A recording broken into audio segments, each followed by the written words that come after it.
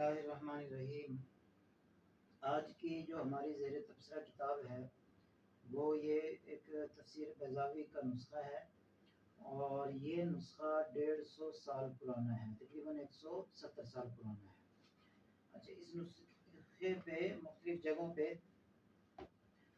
जो तारीख़ वगैरह लिखी हुई हैं उसको हम देखते हैं, उससे हमें अंदाज़ा होगा कि क्या क्या चीज़ें तारीख़ के साथ साथ इसमें लिखी जाती रही हैं और जिनसे हमें पता चलता है कि ये तफसीर कहाँ कहाँ रही है, कहाँ से छपी है।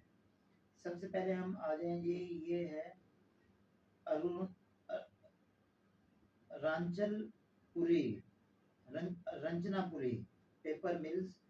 अच्छा, चंद्रा घोना, ये है कहीं बांग्लादेश की साइड पे है। फिर इस पे जो पेपर की क्वालिटी लिखी हुई है वो है जी क्रीम लेड, WM आगे लिखा है।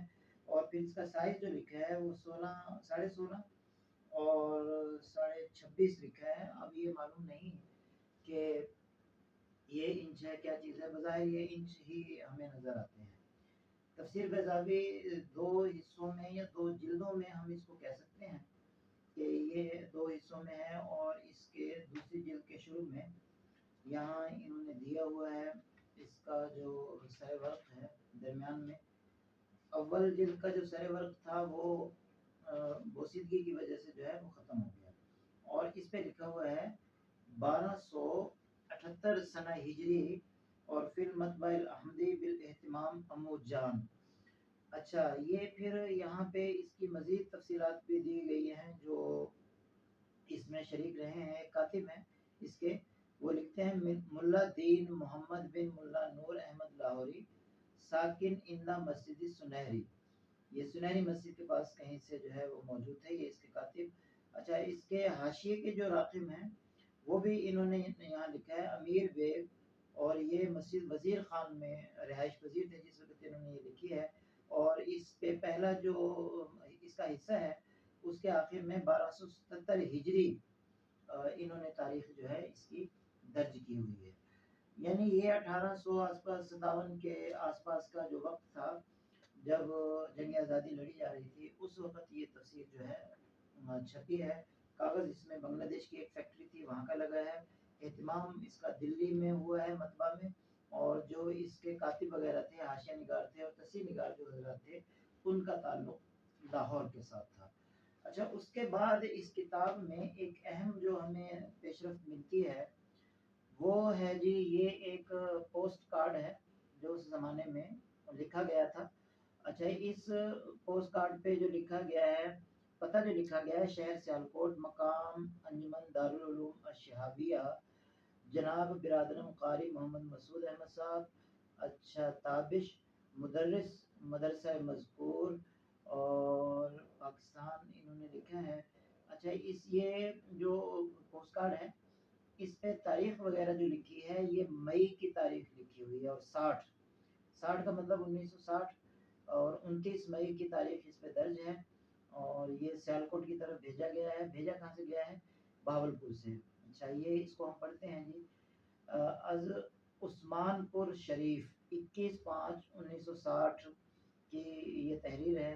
जो लिखने वाले साहब हैं वो हैं जी, यहाँ उन्होंने अपना नाम लिखा है।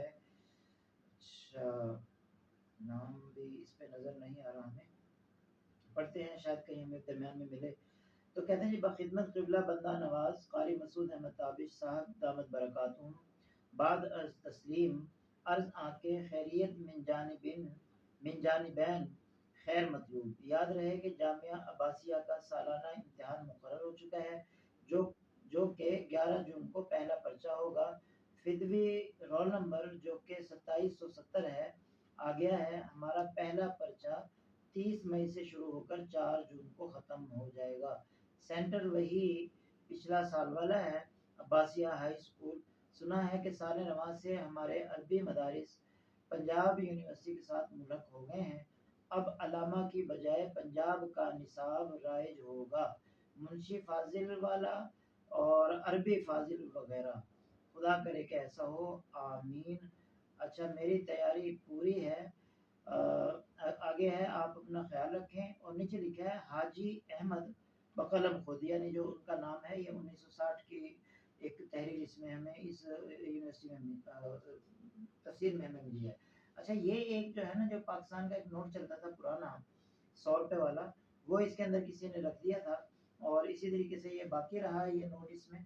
और अब बिल्कुल ये देखें, इसके कलर वगैरह रंग ख़त्म हो गए हैं, सिर्फ ये इसका नंबर, इसका जो है ये किसी अच्छी स्याही से लिखा हुआ है, तो इसलिए नंबर अभी तक बाकी है। और इसी तरीके से जो गवर्नर स्टेट बैंक का नाम है इशरत हुसैन, वो भी दूसरी स्याही में लिखा हुआ है, इसलिए वो भी जो है वो बाकी है, वो मिटा नहीं है ये। अच्छा, 1960 के आसपास ये रही है दारुल उलूम शिहाबिया में, और ये तफसीर इसमें पीछे की जानिब एक मोहर भी लगी हुई है सियालकोट शहर की।